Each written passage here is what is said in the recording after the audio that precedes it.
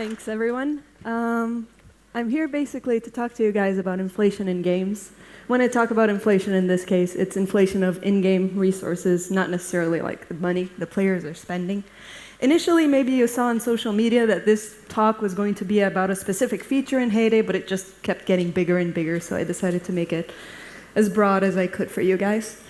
First, a little bit about me. My name is Camilla Avellar. I've been a game designer in the Heyday team at Supercell for the last 4 years. Before that, I was already at Supercell working on new games. I've spent roughly 14 years right now in game design, mostly in free-to-play mobile, in companies like Digital Chocolate and Wooga in the past, and some other stuff before that. So what you can expect from this talk is basically I'm going to talk to you about, give you an overview about inflation from in-game resources.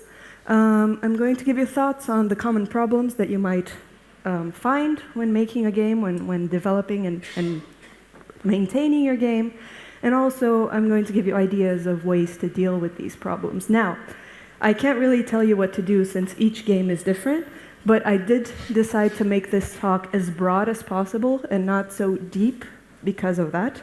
I'm going to be basing a lot of these thoughts on my experience in Heyday, so like simulation, free-to-play, mobile, but a lot of things just cross disciplines and dimensions. And game design, as far as I know, is about asking the right questions and having many possible solutions to them. And also it works great when the whole team is roughly interested in it. So hopefully this will be interesting not only for the game designers in the audience, but also for other disciplines. First, a little bit about Heyday. Heyday was Supercell's first mobile game. It was released in 2012, so it's going to be 7 years old this year.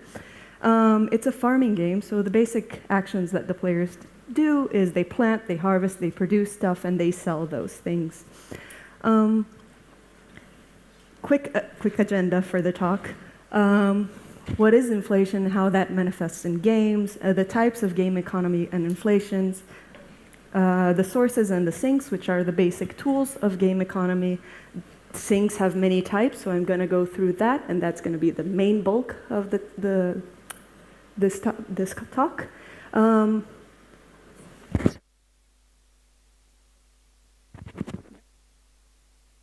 Is it off now? Is it on? Yes, it's on. I'm going to delve a little bit into this customization feature in Heyday, which we did to tackle inflation. And then I'm going to wind down with some things to keep in mind and some takeaways. So what is inflation? Now, in the real world, you might know that inflation is basically that prices go up because the currency value goes down. Usually, this can happen because the government prints more money than they can. It's just like everything, all the prices go up. What I'm talking about in games specifically is the excessive amounts of those resources in your economy. So I'm not necessarily talking about the prices, just about the accumulation of too many things in the player's hands. And I'm not here to say if that's good or bad. Games can use inflation for good. I'm going to talk about that as well. Not everything is bad. Different genres of games can have very different economies, and they can be affected differently by inflation or not be affected at all. For example, a match 3 game might have these resources, so like energy, power-ups, coins and diamonds, and all of these resources are pretty much isolated from each other. You use energy to play the match, use power-ups to try to win the match. There is no trading between the players of these resources. So it's very self-contained. And then when you have a game like a card battler, for example, Clash Royale, you have a lot of different resources that interact with each other in many ways. So you have all the different kinds of cards. You can have coins and diamonds, which are currencies, things like experience points and some kind of metaphor for the player's power, so like trophies or reputation. And all these things are much more interrelated, and maybe there is also player trading or player donation, and this makes everything just more complex. In Heyday specifically, and whenever I talk specifically about Heyday in a slide, I'm going to put the chickens, just so you know this is Heyday only experience. We have a lot of resources. So we have the first three: coins, vouchers, and diamonds are basically our currencies. The player can also produce crops and products and trade those between players and also use them to fulfill orders inside the game. And we also have things like experience points. Reputation points are another kind of experience point. And then we have things like materials that they use to upgrade their storage or unlock more land area.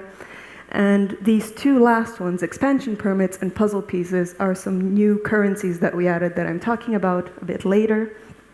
And of course, when a game has been live for 7 years, there's probably a lot more that I just don't remember. The thing with inflation, and I'm going to be focusing mostly in this talk for simplicity's sake on coins, because it's easy to understand, is that it's really not just coin related. Any of those resources that I just talked about can suffer inflation. Some kinds of inflations, for example, item inflation. In Heyday, if you produce too many, if we incentivize the players to produce one specific item, everyone will have too many of those items, and they just won't be valuable anymore. They will have no value when the player is trading among each other. Things like XP inflation. So basically, in most games, as the player plays, as time goes on, the level ups get more spaced out. The player has to do a lot more actions in order to level up because the XP is just getting higher and higher. And then something like power inflation. So in battling games, in fighting games, you usually start off dealing very little damage. In this example from Final Fantasy is 28 damage, let's say in the beginning. And then as you continue playing, you just start dealing a lot more damage eventually. But here's the thing. None of these things are necessarily bad. Many of these things are necessary for a normal game progression. Like, players expect to start weak and get stronger.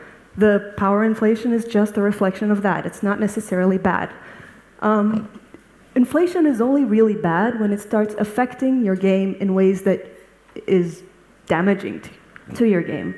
For example, let's say, maybe if you have everyone in Heyday, for example, would have 10 million coins, and we price things so that those old players, dedicated players who have all those millions of coins, the new player who's just coming in and maybe making hundreds of coins with his actions, they will feel excluded, and they won't have anything to do. So you can exclude the new players or the very casual players. Another thing that can happen is if everyone has 10 million coins in Heyday, suddenly, when we add new content that is not necessarily geared towards those people, they can just buy it immediately because of all the coins they have. So we're adding new content that we want them to work towards because the grind is part of the game, but they've already grinded years ago and they don't need to grind anymore. So you can devalue your content. That's one of the negative possibilities. Another thing about inflation is that it can be either permanent or temporary. Things like XP inflation or power inflation, they're usually permanent. You're not going to take away power or XP from your player. But things can also be temporary, especially if you have events in your game. In Heyday, we have this weekly event called the Derby, which is where we give players tasks to do and to get points in order to gain rewards. And in some of these weekly derbies, they are incentivized to do specific tasks. So for example, let's say that this week they have to harvest onions, and suddenly all of the Heyday players are harvesting onions, and then the market, the player-to-player trading market, it just gets super inflated with all of these onions that people are selling, and there is nothing but onions in the newspaper, in the ads. But then, suddenly, a week, 2 weeks after the event is over, all those players use those onions and they're gone. So that was temporary. Sorry. So to talk more about inflation, we need to know about what are the tools of a game economy. Any game economy that gives out resources, that sinks in resources, they have sources and they have sinks. Sources are sources of those things. So where the player can get coins from, where they can get these items from. And the sinks are the ways that the game uses to destroy those resources. So a feature in your game can be a source for one thing and at the same time a sink for another thing. If I have a vendor that sells you a sword for 100 coins, I'm giving 100 coins and it's being destroyed and it's creating a sword to give me. So it's both. The thing that happens with many games is that as players play, they optimize their playing style and the sources just inflate and the sinks remain the same size. And then you get just an excess of things in your game. If you want the players to actually feel the pinch and to have to work towards something and to value that thing, you want the opposite of this. You want a really big sink and you want them to not be able to make as much resources as the game is asking for. An example from Heyday is the game starts, the player has just access to, let's say, a bakery. And this bakery can create bread. Bread takes 5 minutes to create, and it sells for around 20 coins. So the bakery is basically generating for the player a potential of 4 coins per minute. And then in the beginning, the players can either sell those breads to other players in the market, or they can use that, and they can use those coins to buy decorations, for example, and use those coins also to buy other things they need from the market. The biggest sink in Heyday is usually buying other buildings that produce other things, and the player can keep these all running simultaneously. So as they play, as they spend these coins, they also gain the means to create more coins. So the sources are inflated a lot because they have these 40 different buildings that they can all be producing coins per minute simultaneously, and the sinks don't really grow that much. This is an early takeaway for this talk, is basically like mind your sources and your sinks, because it might be a problem if you don't pay very close attention to what those things are doing. In Heyday also what happens is that the player unlocks all these buildings, but they don't have to use them. The player has freedom to play however they want. They can choose not even to buy all the buildings. They can choose to optimize and have everything running at the same time, producing optimal coins per minute. They can choose to just produce what they need for specific orders at that time. So there is a lot of player freedom, which makes it very difficult to estimate the progress of any player at any given time. I can't tell you what a level 30 player in Heyday looks like. What are they doing? I don't know, because it's up to them. And because of that, there is no ideal sources sinks combo I can make for all the players. Now, if you have a tightly controlled progression system, if you know that at level 30 they will have to buy this thing and they will have to spend on this and this, then it's much easier to keep your sources and your sinks in tight balance. Another thing that also affects inflation in your game is time. Because when you launch your game, all the players are basically coming to it at the same level, at the same playing field. And then as time goes on, they either learn to optimize their actions, they learn what playing styles they prefer, they learn that they want to play focused on a goal or just however they want. And then what happens is, of course, the more dedicated the player, the richer they'll get inside your game, and then you start seeing a big divergence as time goes on.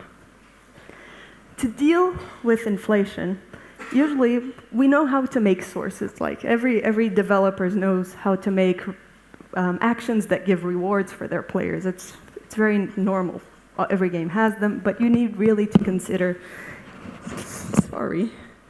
the types of sinks in your game, because the sinks are the most important that will basically destroy all those resources. You can have, for example, one-off sinks, which is anything that is permanent. The player in Heyday buys a building, and that building is theirs forever. The player buys a decoration, it's theirs forever. These things are never taken away from them. But then you also have recurring sinks, which are things that the player maybe is consuming, or services that they're paying kind of a subscription fee inside the game for, or things like speeding up or spending energy, things that the player doesn't own. Talking about these sinks in Heyday specifically, it's usually permanent items. What we have is we have a permanent XP and reputation level, we have permanent machines, buildings, we have permanent decorations, permanent storage space, things that the player gets and never loses. One of the things that most games that have this do is basically they create a system for raising the prices of the next thing. So in the beginning, in Heyday, they get that bakery, it costs 20 coins. As they play, we can assume that their potential for earning is going to grow even if they don't play in that style. So we just increase the prices and keep increasing it, well, until we can't anymore. This is the last building in the game and it costs almost 1 million coins. We also raise the prices for vanity things. Not all the players like decorations, but the ones who do buy a lot of them. So we made it so that every subsequent decoration of the same kind that you buy is a little bit more expensive. So if you like that decoration, you'll just spend more and more to a point where if you want to fill your farm with daffodils, you basically have to pay a lot. All of these one-off syncs basically depend on generating more content for your game. Content is sync. It's something that the player has to work towards and probably pay towards, and it's stuff for them to look forward to. It's good for the player. They enjoy content, is our experience in Heyday. But also, you have to ask yourself, how much content can your game actually support? In the Heyday example specifically, every time we add a new building for the player to produce things in, basically it's one more action that they have to take every time they have a play session. So right now we have 40 buildings. Those are 40 manual actions of telling each building what to produce. If we have 200 buildings, the player is just going to have to spend hours in Heyday just making everything produce stuff. Another problem we have in Heyday is space. So buildings take space, decorations take space, and when you are a player that enjoys decorating, you will have a very full farm. So we can't really add content forever. It's not an infinite solution for us. So if you don't think about content, you're going to basically start thinking about a consumable system. So I'm dividing them here into necessary and optional or quality of life consumables. And when I say necessary is basically the cost for the player of basically doing business, the cost of playing your game. If they don't spend these resources, they basically can't play your game.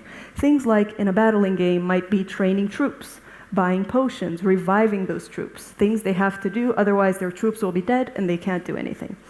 In a game like Heyday, this is not things that we do in Heyday, but for a generic farming game, you can have the players pay for seeds, pay for their animal feed, pay for salaries for their farm hands. And then when I talk about optional or quality of life, it's basically things that are nice for the player to have, but they don't have to spend on. So things like boosters, power-ups, a system of helpers that maybe just take the edge off their game a little bit. When you do think about these, especially if you're thinking about boosters and power-ups, you have to consider how everything in your game is interconnected.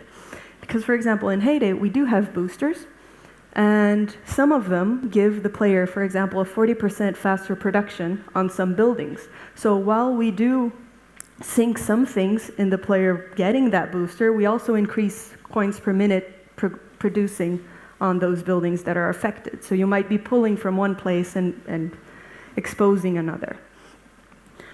One of the things that I didn't add a slide for, but is probably the most common thing for the games to deal with inflation, is basically adding new currencies.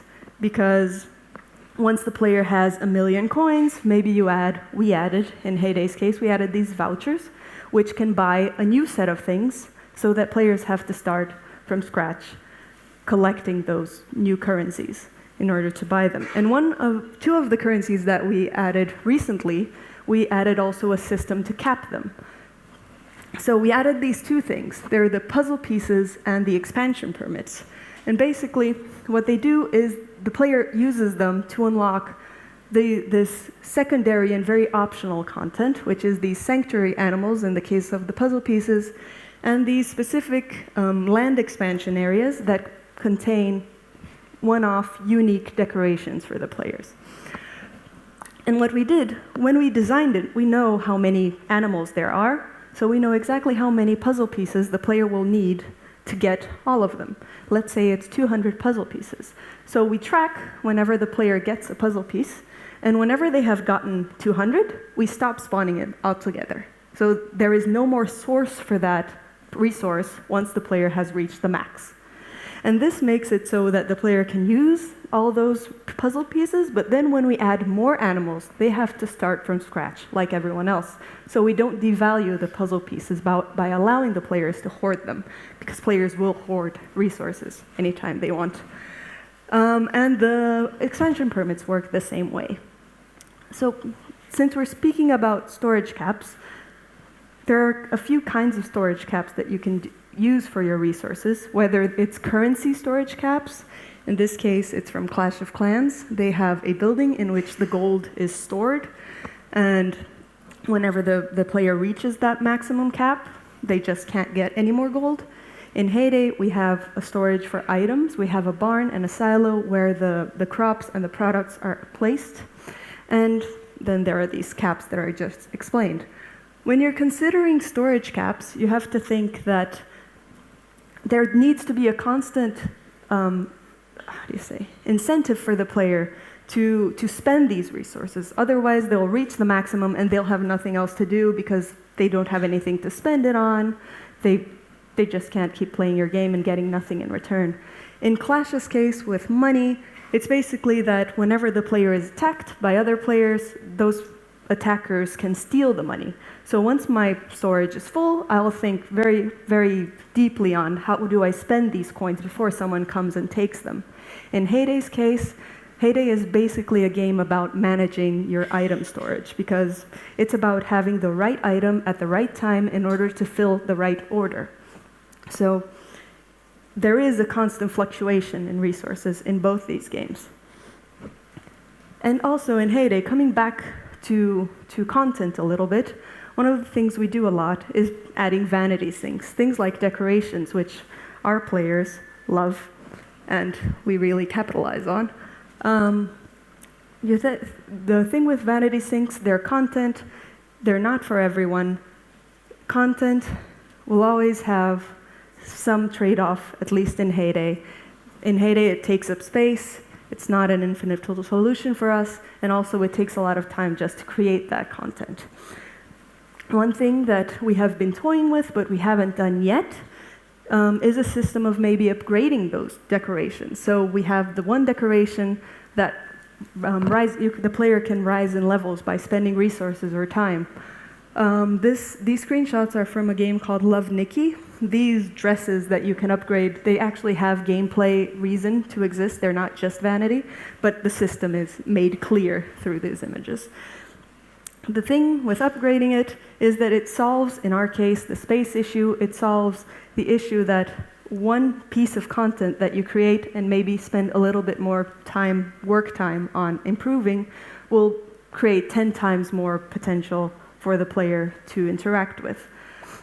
Now, once, let's say, the decoration has from levels 1 to 10, 10 is the maximum. Once the player gets there, you have to consider maybe allowing for player choice, because if they get to level 10 and they decide that level 10 sucks, they actually want to display level 3 in their farm, then you have to just allow them to do whatever they want because they work towards that, and you don't want to make them be sad about the thing that they got.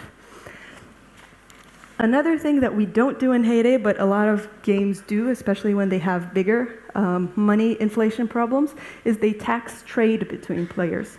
So whenever a transaction happens, I sell something to someone, it takes a percentage of the money that I get as a seller.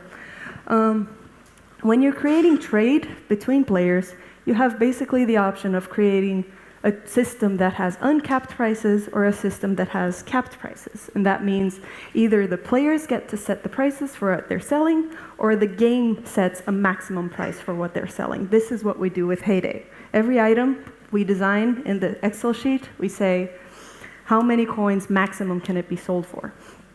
When you have uncapped prices, it means usually that the market will react to inflation. The more coins the players have as a whole, the more expensive the items that are sold will be.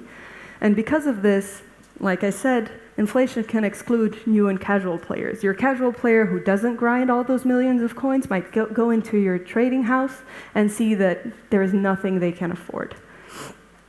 And also, that makes inflation kind of like a games-wide issue because everyone is affected somehow by this inflation. When you have capped prices, basically, the market is generally more affordable if you're reasonable when you're setting those prices. And inflation is more of an individual player issue. So if I have 10 million coins, my content will be devalued because I can just buy anything, but also I'm not affecting anyone else's game with that. Oh, sorry. The thing, when you have uncapped prices, that means you have big taxes, you have big sinks for those coins. And when you have capped prices, maybe it's not very friendly. The player might feel robbed if you steal 25% of their 20 coin bread they just sold. And one last sink I want to actually talk about right now, kind of sink that you can use, is what I am calling the New Game Plus. So New Game Plus is basically a term from old school RPGs. It would be basically, this is an example before I talk about it. Clash of Clans had many players at max level. They had all the things upgraded. They were like at end game content. And what they did was they added a new base for the players to play in with new mechanics and new interactions, whole new resources, more things for the player to do. It's basically a game inside the game. Once your players reach end game, they have a completely new game to play. Now, this is the most work-intensive thing that I'm talking about here today, but it's also just a chance to start over and design things and solve the problems that you had before, but consider also that you'll create new problems because nothing is perfect. Whenever you're thinking about any of these things I said, or more things, you have to consider what is the right fit for your team, because if you're a small team, you can't necessarily afford to create more content all the time, because let's say you have 2 artists, they can't produce 100 decorations every week, because they also need to work on other features. So maybe if you're in that situation, you want to focus on systems, on consumables, on things that the player will keep spending all the time, recurring sinks. Now, if you do have a large team or if you do have a solid outsourcing partnership, then you can consider those content treadmills, but also consider that content is not an infinite solution. Content is not the only way. So design some of those systems and those recurring sinks for your game as well. Now I'm going to pivot a little bit into how Heyday tried to solve our inflation problem, which is basically coins and currency, with this feature called the farm customization feature. In Heyday, basically players always want to customize their farms in more and more ways. Not everyone, but enough that this makes sense. So there are things in Heyday that the players could never customize, like their house, their truck, their shop, and we decided now is the time, and let's tie it into being a big sink for inflation. How it works is this new character, she comes every week and brings things for the player to install in their farm. We basically wanted this to be a more of an event type thing, so event type of thing. So she comes, she spends 3 days in your farm and she leaves, so you kind of like have the time pressure because next week she'll have other things that maybe are not the things that you want. And we designed it so that it would have roughly a recurring system kind of thing, that the player would pay kind of like in real life. If you pay for someone to paint your walls, they painted the walls and you paid for the service. Next time, if you want to go back to the wall you had before, the wall color, you have to pay again. So basically, the service, you're paying for the service of this character. And when we designed the prices, we basically decided that, for example, in coins, they would be from 50 to 500,000, which is substantial if you're considering a Heyday economy. A lot of players have millions, but most of them have maybe tens of thousands, hundreds of thousands at max. The biggest problem that I think we had with this feature is one we didn't really predict, we didn't think about. It's the problem of visibility of the inflation and how that affects other players. Because earlier in Heyday, inflation was, like I mentioned before, a problem for the individual player. If I have 10 million coins, I never affect anyone else's game with those coins. Now that we have these prices that we, the developers, decided would be very high to tackle inflation, new players go there and see those prices and think they will never be able to afford that. This feature is not for me. Why are they so greedy? So suddenly, inflation is a problem for everyone in Heyday. Not in a way that an uncapped prices trading market would be, but it is now a problem for everyone.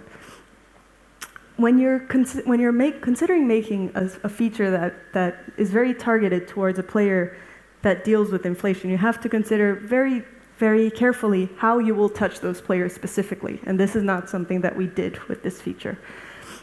Also, it's not really a recurring sync, because once the player buys the thing that they want, they don't really change willy-nilly. Like, they like this house, the house is fine. I'm never going to change it again unless you bring more content for me to spend on. However, all that said, the feature was still pretty successful. I have here a chart, and this is basically the coins spent in this feature. Like any shiny new feature, it was very widely used in the beginning, and then it stabilized. In the beginning, in the first week, it sank 400 billion coins from our economy, which is substantial. And even now, it has stabilized to roughly 50 billion coins every week. That is not going into the endless cycle of players collecting those coins forever anymore.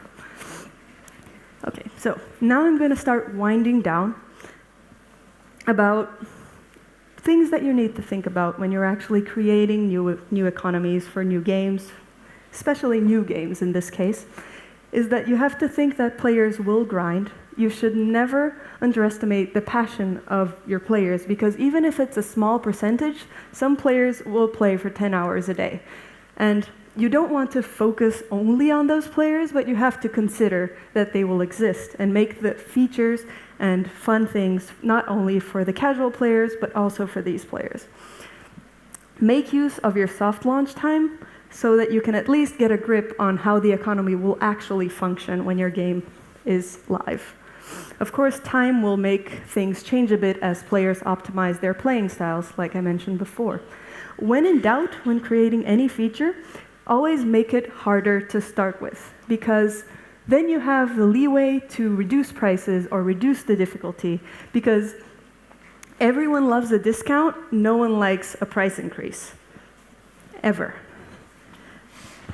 So, next, the thing about giving the players rewards for anything, for actions or just for events, is that the more you give rewards, the less those rewards will be worth. Let's say that through rewards, I've accumulated, again, 10 million coins in Heyday. Suddenly, the actions that give me 100 coins in the game are worthless. I'm never going to perform this action again. I have 10 million. Why do I need 100? So be mindful not to devalue parts of your game without meaning to. And everything here in this talk is basically about what you mean to do, because maybe you do want to devalue something. You want the player to progress from this set of features to this new set of features. And you can do that through inflation. Make it so that the feature that targets late players is the feature that gives millions of coins, and they will eventually stop doing the action that only gives them 100. So, is all inflation bad? I've talked a bit about how no, it's not. Inflation can serve purposes. What I mentioned here was there is this sense of player progression that the player is unlocking your content at a rate, and you want to develop what this rate will be, and so that it's natural and fun for the player. And also it can create this differentiation of player groups, like I just mentioned, that the players who are making 10 million coins are actually interacting with this set of features, and these set of features is just for the newer or more casual players. So you can differentiate between them if you use this inflation mindset. So what is the big deal with inflation? If you're not careful, like anything, inflation can exclude the new players in your game or the casual players. The players are just there to have a fun time and not to grind. And it can also devalue your content, so that every time you put out new content that you spend time and money on, the players will just immediately consume it because there is no grind for them. They already have all the resources they need. Now, everything here depends on your game. I can't tell you what to do. I can just give you, hopefully, some ideas so you can go on and try stuff. What is the player's goal in your game? What is too many resources? What is inflation for your game? Maybe 10 million coins is nothing for you. That's the magnitude which you deal with. And what is the best way to actually deal with this inflation? Which of these sinks or even other sinks is actually right for you? I can't tell you. Hopefully, you'll be able to think about it a bit more deeply. Now, last slide, takeaways. Like we mentioned before, always keep not only your game, but your players in mind. All kinds of players, hardcore, new, casual, think about all of them when developing a feature that will affect all of them. Consider your sources and your sinks very carefully so that they're doing what you want them to do. If you want them to have inflation in your game, fine. But if you don't want to, be careful that you don't accidentally create it. And remember that there are many ways to deal with this inflation, not only adding more content. Think of systematic solutions. Think of consumables, recurring sinks. And most importantly of all, if you do develop a game and you notice that it's live and there are problems with the economy, never, ever make decisions in a panic state. Because if you're panicked, you notice there's a problem, you want to fix it, by all costs, you fix it, and then you create 10 more problems. Never do that. We've done that in Heyday. I don't recommend it. Remember this. And that's all. Thank you.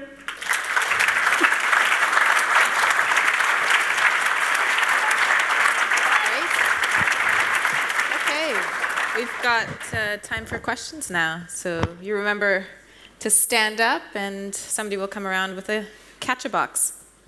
Not yet. There we go. So you're talking about introducing sinks. Yes. So what happens as content? So what happens down the line, your strategies for onboarding a player who is attracted by a new sink that they've seen marketing for, but in the meantime, between the time they last loaded the game, there have been a lot of different sinks that have been introduced to your mechanics. How do you get them to the sink they're interested in without getting overwhelmed by the portfolio of sinks that they've missed?